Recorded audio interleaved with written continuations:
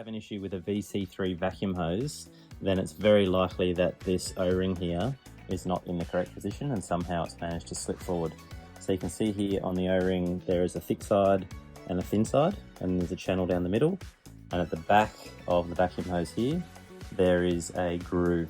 So this O-ring should be sitting on top of this groove with the thick side of the O-ring at the front of the vacuum connection. So here all we need to do is flip this back around, and you'll see it sits over that channel at the back of the hose here. It does take a little bit of